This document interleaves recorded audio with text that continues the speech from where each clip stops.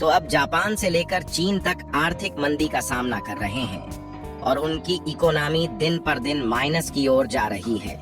लेकिन इसी बीच भारत की इकोनॉमिक ग्रोथ को लेकर कुछ ऐसे खुलासे हो रहे हैं जिससे भारत की इकोनॉमी आसमान में पहुंचने जा रही है। दरअसल हाल ही में भारत की वित्त मंत्री निर्मला सीतारमण द्वारा साल 2024-25 का यूनियन बजट पेश किया गया और कुछ ऐसी जानकारियां निकल कर आ रही हैं जिससे उन देशों के होश उड़ा कर रख दिए हैं जो कि दुनिया के सबसे मजबूत देश बनकर ऊंचाइयों पर बैठे हुए हैं। दरअसल भारत एक ऐसे सेक्टर में कदम रख चुका है जो कि भारत को आने वाले समय में सुपर पावर बना सकती है। जी हाँ दोस्तों, आज हम बात कर रहे हैं कुछ ऐसे सेक्टर की जिसको लेकर हाल ही में बजट अनाउंसमेंट के समय खुलासे किए गए हैं, लेकिन उन पर बहुत कम लोगों की ही नजरें जा रही हैं। और हाल ही में खबर निकल कर आ रही है कि डोमेस्टिक प्रोडक्शन को बढ़ाने के लिए भारत क्रिटिकल मिनरल की माइनिंग और उसके प्रोसेसिंग पर काम करने जा रहा है। क्योंकि देखा जाए तो अभी तक इस तरीके के मिनरल को हम चीन और कजाकिस्तान जैसे अन्य देशों से खरीदते थे और इसके न जाने कितने उपयोग हैं कि इससे भारत का इतना ज्यादा फायदा होने जा रहा है, आप इसके बारे में सोच भी नहीं सकते। इसके अलावा भारत के घरेलू उद्योगों को बढ़ावा देने के लिए कई प्रोडक्ट पर इंपोर्ट ड्यूटी को बढ़ा दिया गया है, जिससे चीन और अमेरिका को भारत की तरफ से बहुत बड़ा झटका लगा है। आखिर भारत के बजट अनाउंसमेंट के बाद चीन जैसे देशों की खटिया क्यों खड़ी हो रही है, इस वीडियो में समझते हैं। लेकिन आगे बढ़ने से पहले वीडियो को एक लाइक करके चैनल को सब्सक्राइब जरूर कर लीजिए, क्योंकि यह आपके लिए 1 सेकंड का काम है, लेकिन इससे हमारी काफी बड़ी मदद होती है। देखिए, इस बार भारत की इकोनॉमी दिन पर दिन रिकॉर्ड तोड़ रही है और वह भी ऐसे समय पर जब दुनिया के सुपर पावर देश कहे जाने वाले जापान और चीन आर्थिक मंदी का सामना कर रहे हैं और उनकी अर्थव्यवस्था डगमगा रही है। और हाल ही में भारत के फाइनेंशियल मिनिस्टर निर्मला सीतारमण द्वारा जो बजट पेश के दौरान खुलासे किए गए हैं, उसने सुपर पावर देशों की नींद उड़ाकर रख दिया है। फिलहाल सबसे पहले आप इस रिपोर्ट को देखिए, जिसमें आप साफ साफ देख पाएंगे कि जेपी मॉर्गन इग्नाइट्स $40 बिलियन रस इन इंडियन बॉन्ड्स। मतलब साफ है कि जेपी मॉर्गन जो दुनिया की सबसे बड़ी बॉन्ड्स इन्वेस्टर कंपनी है, उसकी तरफ से भारत पर $40 बिलियन की धन वर्षा हो चुकी है।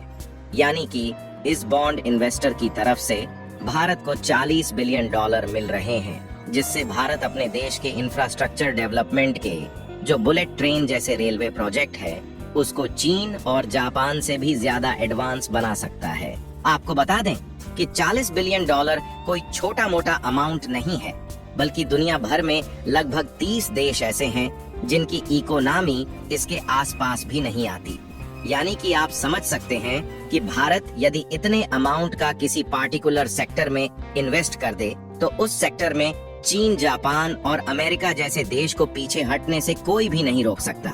और आपको जानकर हैरानी होगी कि जेपी मॉर्गन वही बॉन्ड इन्वेस्टर कंपनी है जिसके बलबूते आज के समय में चीन सुपर पावर बनकर बैठा है। लेकिन भारत के लिए यह अच्छी खबर है कि चीन की इकोनॉमिक मार्केट दिन पर दिन क्राइसिस की ओर जा रही है, जिसके कारण यह बॉन्ड इन्वेस्टर अपने हाथ को चीन से पीछे हटा चुकी है। जबकि अब यही बॉन्ड इन्वेस्टर भारत के ऊपर अपने हाथ को रख चुकी है और इनको भारत पर इतना ज्यादा ट्रस्ट हो चुका है कि भारत में इंफ्रास्ट्रक्चर डेवलपमेंट के लिए शुरुआत में ही कोई छोटा मोटा अमाउंट नहीं, बल्कि $40 बिलियन को इन्वेस्ट करने की तैयारी उनकी तरफ से की जा रही है। और आपको बता दें कि इस बार जो बजट पेश किया गया है, उसके मुताबिक भारत में ज्यादातर इन्वेस्टमेंट इंफ्रास्ट्रक्चर डेवलपमेंट के लिए रेलवे सेक्टर, रिन्यूएबल एनर्जी और डिजिटल कनेक्टिविटी के तहत गांव के कोने कोने तक 4G और 5G सर्विस को जल्द से जल्द प्रोवाइड कराया जाएगा। और खास बात यह है कि इसमें भारत की आत्मनिर्भरता को बढ़ावा दिए जाने के लिए अधिकतर प्रोजेक्ट के कॉन्ट्रैक्ट भारत की कंपनियों को ही मिलने जा रहे हैं। और इसी बीच कई इन्वेस्टर ऐसे हैं जो भारी भरकम मात्रा में प्रॉफिट जनरेट करेंगे, क्योंकि इन्हीं सबके कारण बजट अनाउंसमेंट के बाद में स्टॉक मार्केट हमेशा बहुत वॉलेटाइल रहती है। तो हम बात कर रहे थे कि किस तरीके से जेपी मॉर्गन, जो दुनिया की सबसे बड़ी बॉन्ड्स इन्वेस्टर इंडेक्स है, उसकी तरफ से भारत को $40 बिलियन मिल रहा है। और दूसरी सबसे बड़ी बात यह है कि इंडेक्स इन्वेस्टर चीन की तिजोरी से पैसा निकालना शुरू कर चुकी है, क्योंकि जब चीन में क्राइसिस देखने को मिल रहा है तो इस इंडेक्स ने चीन के ऊपर से हाथ खींच लिया है और भारत की तिजोरी में पैसा डालना शुरू कर दिया है। वैसे तो यह खबर बजट अनाउंसमेंट के पहले निकल कर आई थी, लेकिन यह बजट के नजरिए से बेहद ही इंपॉर्टेंट है। इसके अलावा अगर आप इस रिपोर्ट को देखें तो इसका अनाउंसमेंट बजट के दौरान किया गया कि भारत की इकोनॉमी को नई रफ्तार देने के लिए इलेक्ट्रिसिटी और पावर जनरेशन पर काफी ज्यादा ध्यान दिया जाएगा, क्योंकि देखा जाए तो भारत धीरे धीरे या कहें कि मजबूती के साथ इलेक्ट्रिक कंपोनेंट एक्सपोर्ट के मामले में भी अपनी पहचान बना रहा है। यहां तक कि भारत के द्वारा कई देशों में इलेक्ट्रिक कंपोनेंट और इलेक्ट्रॉनिक डिवाइसेस का एक्सपोर्ट भी भारी भरकम मात्रा में किया जा रहा है। लेकिन लगभग सभी इलेक्ट्रॉनिक कंपोनेंट और डिवाइसेस को बनाने में सेमीकंडक्टर का उपयोग होता है, और ये सेमीकंडक्टर जिन क्रिटिकल मिनरल्स और रेयर अर्थ मेटल्स से बनाए जाते हैं, उसकी माइनिंग भारत में बहुत ही कम मात्रा में हो पाती है, जिसके कारण हमें क्रिटिकल मिनरल्स को ज्यादातर चीन और कजाकिस्तान जैसे देशों से खरीदना पड़ता है, जिससे भारत के इलेक्ट्रॉनिक कंपोनेंट और इलेक्ट्रॉनिक डिवाइसेस चीन की अपेक्षा महंगी हो जाती है और ग्लोबल मार्केट में कॉम्पिटिटिव प्राइस के चलते ही भारत को पीछे हटना पड़ता है। जबकि चीन में खुद क्रिटिकल मिनरल पाए जाते हैं, जिससे वह लो कास्ट में इलेक्ट्रॉनिक डिवाइसेस प्रोड्यूस करता है और आज के समय में दुनिया का सबसे बड़ा इलेक्ट्रॉनिक एक्सपोर्ट करने वाला देश बन चुका है। फिलहाल भारत ने चीन को इस सेक्टर में पीछे करने के लिए इस बार के बजट में क्रिटिकल मिनरल्स को लेकर बहुत बड़ा अनाउंसमेंट किया है और कहा गया है कि जो क्रिटिकल मिनरल्स के भंडार भारत में मिले हैं, उसकी माइनिंग के लिए सरकार खुद मैदान में उतरने जा रही है,